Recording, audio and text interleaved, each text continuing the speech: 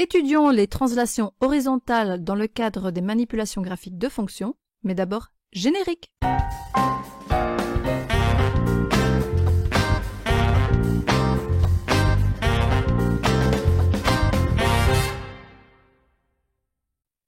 L'idée, c'est de tracer le graphique de la fonction f de x plus k entre parenthèses au départ du graphique de la fonction f de x. Il s'agit alors de soustraire k à l'abscisse de tout point du graphique de la fonction f. Alors c'est un peu particulier parce qu'il est écrit f de x plus k et pourtant on va soustraire k à l'abscisse. En fait, on pourrait retenir que quand on va travailler sur les abscisses des points, on va faire le contraire de ce qui nous semble naturel. On remarquera alors que le graphique de la fonction f est translaté horizontalement de k unité vers la gauche si k est positif et vers la droite si k est négatif. Passons aux exemples et dans le premier exemple, j'utilise le graphique de la fonction carré. Ce que je souhaite, c'est tracer le graphique de la fonction g de x égale f de x plus 3. Donc le plus 3 se trouve bien dans les parenthèses et on n'a que k égale 3. L'expression analytique de la fonction qu'on veut représenter est donc g de x égale x plus 3 au carré. La manipulation graphique à effectuer, c'est de soustraire 3 à l'abscisse de chaque point de la fonction f. Le point de coordonnées 0, 0 a une abscisse qui vaut évidemment 0, et ce que je dois faire, c'est soustraire 3 à cette abscisse. 0 moins 3 se retrouve alors ici au point de coordonnées moins 3, 0.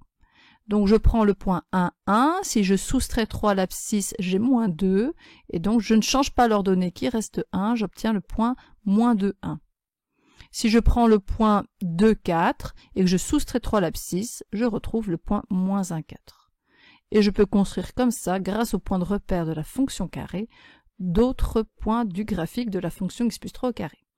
On peut maintenant relier ces points.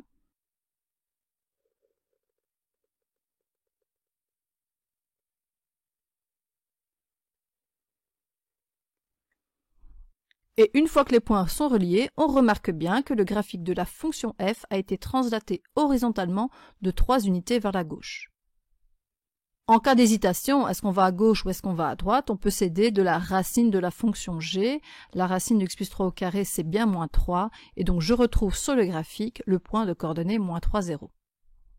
Dans le deuxième exemple, je pars du graphique de la fonction valeur absolue de x et je souhaite tracer le graphique de la fonction g de x égale f de x moins 2. Le moins 2 est également dans les parenthèses et donc l'expression de la fonction que je veux tracer, c'est valeur absolue de x moins 2. Comme j'ai repéré que c'est sur les x que je vais intervenir, eh bien je vais faire le contraire de ce qui me semble normal. Je vais donc soustraire moins 2 à l'abscisse de chaque point de la fonction f. Soustraire moins 2, évidemment, c'est ajouter 2 à chaque abscisse. Le point de coordonnées 0, 0 a une abscisse qui vaut 0, et donc je vais ajouter 2 et retrouver le point 2, 0. Le point 1, 1 a une abscisse de 1, j'ajoute 2, j'ai le point 3, 1. Ce qui va se passer, c'est que je vais retrouver la fonction valeur absolue ailleurs dans le repère. Je peux maintenant relier les points.